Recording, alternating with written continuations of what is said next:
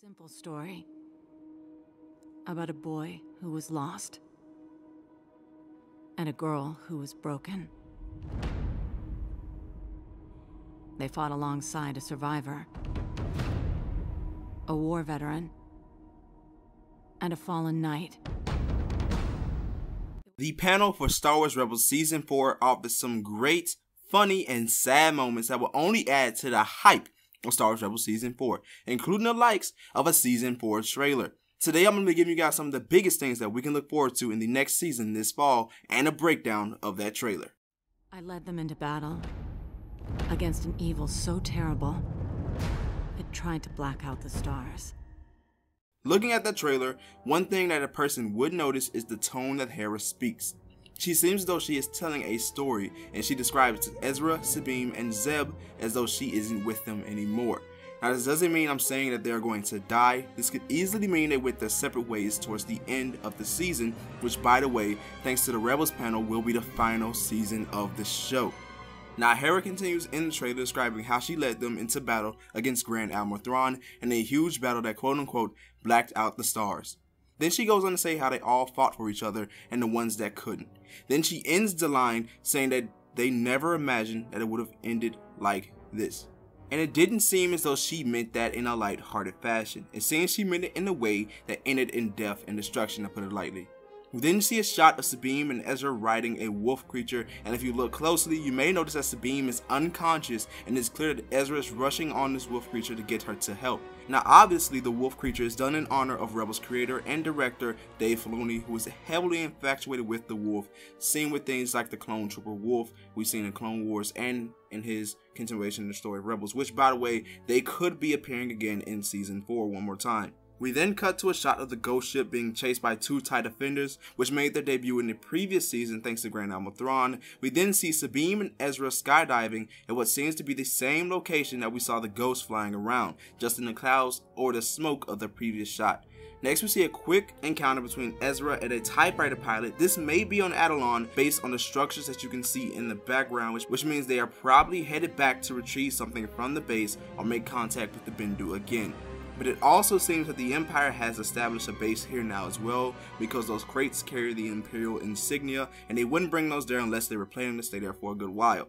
Then we see the home of the Rebel Alliance, Yavin 4, come into shot, and we hear what appears to be Mon Mothma beginning to speak. And at the panel, Dave Filoni said you can expect to see her take a more demanding and authoritative role beyond the more calm and reserved Mon Mothma we saw in Rogue One and Return of the Jedi.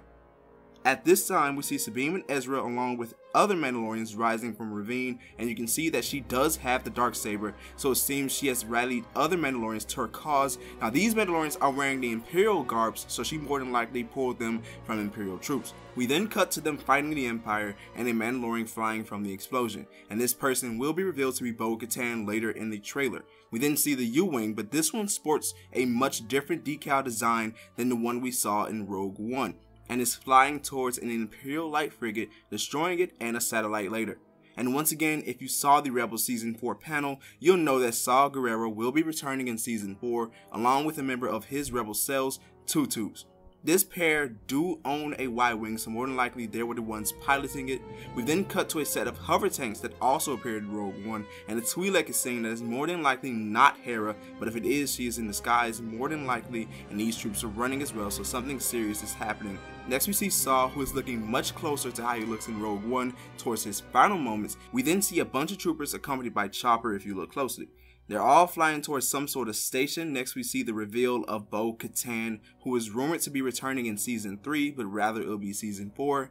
Next, we see the character of Rook, who is the newest addition to the show, being played by Warwick Davis, aka Wicket from Return of the Jedi. And if you don't know who this man is, he is the man that killed Grand Admiral Thrawn in the Thrawn trilogy books. So this could give us an idea of where Thrawn's fate in the new season ends up. He is then shown fighting Ezra and someone who is more than likely Kanan in a scout trooper disguise. We see Chopper getting into the fight next in the appearance of a pro droid fighting somebody with long purple hair, and this may be a flashback sequence for Ezra, so that could be something to look forward to as well. We then see Mandalorians once again fighting Imperials, then Zeb and Hera in disguise. Some more action shots of Sabine and Ezra follow. We then see the U-Wing again, but this time it sports a sort of different design because it's missing the two engines that were present present in the movie version.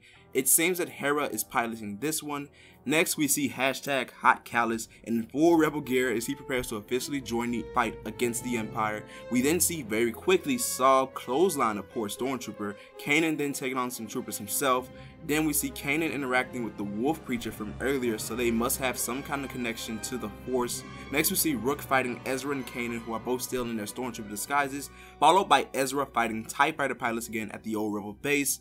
Then we see quickly Bo-Katan pushing Sabine up against a wall. After that we see a ship exploding beneath an Imperial Star Destroyer. Then we see another ship, and I'm predicting that this will belong to Rook. Then we see Ezra standing and watching a battle between Mandalorians and Imperials, which seem to be at great odds in Season 4. Then we see the hover tanks again, and this time firing, and we see Zeb, Hera, and Chopper, and one more person who I can't quite make out dodging the explosion. Next we see a more movie version of the Death Trooper running down a hallway. We catch a look of Grand Admiral Thrawn, and it appears that Ezra may have stolen a TIE Defender, and this could be the groundwork for the debut of the X-Wing being introduced, which we finally get to see in the next shot, with Hera being one of the first to pilot them.